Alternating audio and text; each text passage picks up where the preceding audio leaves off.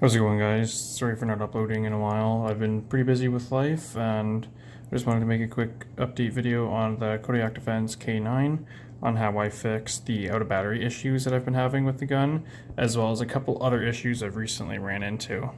So, first of all, most importantly, how I fixed the out of battery issues.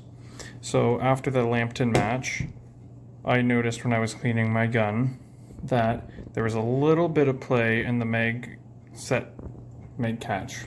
I don't know what else to call this here, but there was a bit of play in there. And this screw right here had backed itself out. Now, I'm not sure if it had backed itself out when it was straight out of the factory and they just didn't tighten it down all the way, or if that's just something that happened on its own. So I pulled up the screw all the way, removed this, the spring comes out, and that is attached onto your bolt releaser here.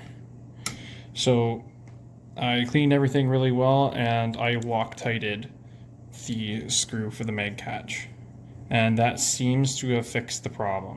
I have put roughly another 750-ish rounds through this rifle ever since I have tightened this down, and so far I've only had one issue with the gun. I have actually had one more out of battery, but I think that was just due to the fact that I was using someone else's mags at the range day today, and it just didn't seat properly, and I'm hoping that's why I had one more out of battery. But one out of battery for 700 rounds is a whole lot better than the 30 or so I've had in the first 700 rounds. Alright, so the next issue I've run into, as you can see, it is all scraped up right in here.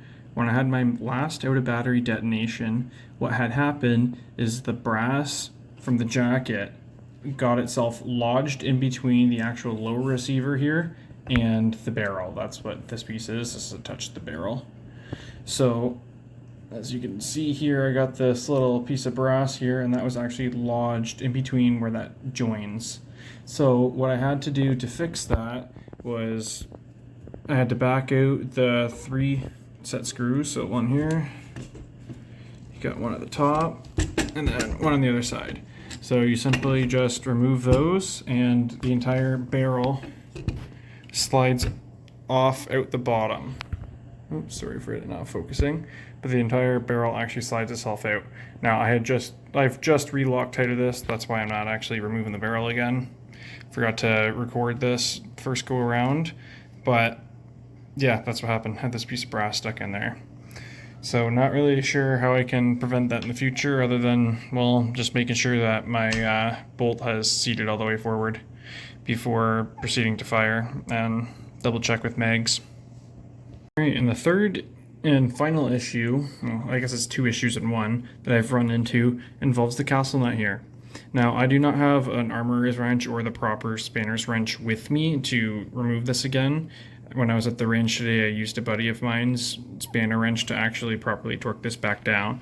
But what had happened is the castle nut here had backed itself loose, and the end plate here had shifted loose as well, which caused the rear takedown detent spring to pop out, and the entire buffer tube was able to wobble about, I don't know, 15 degrees left to right, and that had caused the spring itself to get pinched up against the butt plate here and actually fuck up the spring.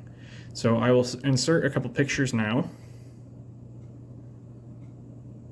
So what I ended up doing about this is I tried straightening it out with my pliers, and wasn't able to get it straight. Ended up just fucking it up a little bit more. So what I ended up having to do was actually just cut off the last couple loops in the spring there, which obviously is going to make it not as effective for holding in the rear set screw here, which that's what that screw does. It keeps tension on this pin right here, which prevents it from backing itself off when you're shooting the gun.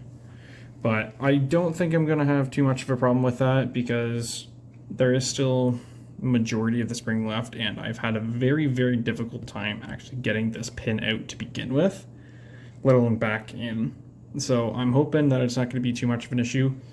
I've put an extra 5 mags through the gun since snipping the pin, and it held very tightly the whole time, so hopefully there's no issue there. And lastly, not able to show you this, I forgot to take a picture when I had the buffer tube removed, but I'm assuming it was from factory, because right below where the castle nut is, on the bottom side here, like right in line, you can't really see it, but where this groove is,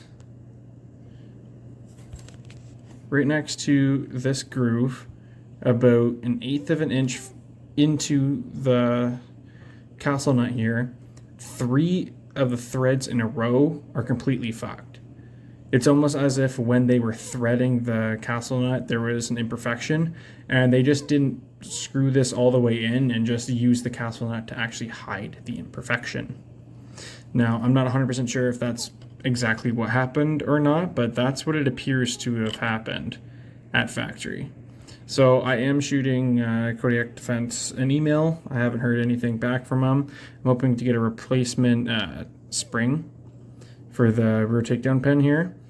But like I said, just shut off the email, hoping to hear back from them. And I'm going to send them a separate email regarding the actual buffer tube here. Just giving them a heads up that there might be an issue with one of their batches of the K9s, which I had one of the first batches of the K9. So hopefully that's not a problem anyone else has run into. I don't expect to be getting another buffer tube from Kodiak Defense. I'm imagining I'm going to have to go buy myself another mil-spec buffer tube. I just need to hear back from them to make sure that it is just a regular mil-spec buffer tube to replace it with. But yeah, that's pretty much it. That's all the problems I've had with the K9 in the past 700 rounds. The gun is now sitting roughly at 1,500 rounds through it. And yeah, it was at the same time. It was within like 2-3 megs of each other where I had the last out of battery and the castle nut backed itself off. So hopefully that's the end of issues I've had with this gun. You might have noticed earlier, but I have made one small addition to the gun. I have put a Vortex 3x micro magnifier onto the gun, which I am loving so far. Yeah, I have no complaints on it so far. I will probably be dropping a review, hopefully, soon on the optic here, but I'm not sure when I'll get around to that. But anyways, guys, thanks for watching my video. Hopefully this helps somebody and you take something out of it, whether you can fix something yourself out of this or this information steers you away from getting the K9. Either way, hopefully this will help you. And yeah, if you guys could like and subscribe, that would be great.